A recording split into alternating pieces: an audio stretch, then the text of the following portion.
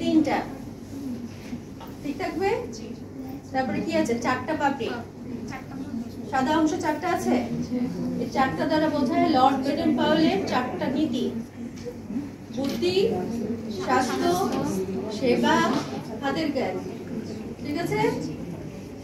ভেতরে তিনটা অংশ, তার পাশে যে চারটা পাতা লর্ড বেডেন পাওয়েলের চারটা মূলনীতি। কি কি? শিক্ষা, স্বাস্থ্য, সেবা, হাতের কাজ। বলো আবার। ঠিক আছে? যে প্রোগ্রামটা হচ্ছে সেটা হচ্ছে নিচের দিকে ভাগ করা আছে। একটা হলো যারা নবী 18 এবং 19 ব্যাচ, তাদেরকে আমরা দীক্ষা দিচ্ছি। মানে এটা আমাদের রেঞ্জারের মানে কিছু নিয়ম নীতি এগুলোকে জানতে হয়, তো ওটাকে দীক্ষা প্রোগ্রাম বলা হয়। আর 15 থেকে আগে যারা ছিলেন তাদেরকে আমরা আজকে বিদায় সংবর্ধনা, তো সেই উপলক্ষে আমাদের আজকের এই আয়োজন।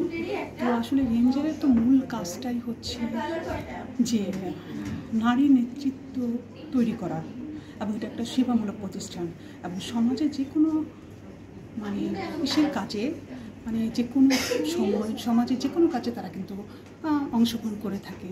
সুতরাং সেই জায়গা থেকে আমরা রেঞ্জাররা যারা কাজ করছেন তারা, আমি বলবো যে আমার জগন্নাথ ইউনিটে তারা মানে মোটামুটি আমরা বলবো যে মানে 15 ব্যাচ বলি, 14 ব্যাচ আজকে চলে যাচ্ছে, 3 বছর আমার সাথে কাজ করেছে।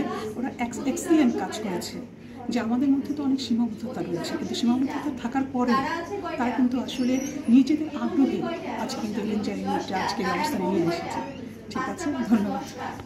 পাস করতে হয়েছে, তারপরে আমি এই ব্যাচটা অর্জন করেছি। অতএব যেই ব্যাচগুলো আমাকে অর্জন করতে হলে কোর্স কমপ্লিট করতে হয়, পরীক্ষা দিতে হয়, তারপরে আমরা পাই, সেই ব্যাচগুলো এই ব্যাচের নিচে পড়বো। তার এখন এই ব্যাচের কালার কয়টা? 4টা। কারণ এইটা সম্পর্কে তোমার ভালোভাবে ধারণা থাকতে হবে, কারণ এটা আমরা ধারণ করছি। যখন রেঞ্জার ইনভেস্টিগেশন পুরো কমপ্লিট করে রেঞ্জার দীক্ষা নিবা, তখন রেঞ্জার ব্যাচ সম্পর্কে জানবো। তো যতদিন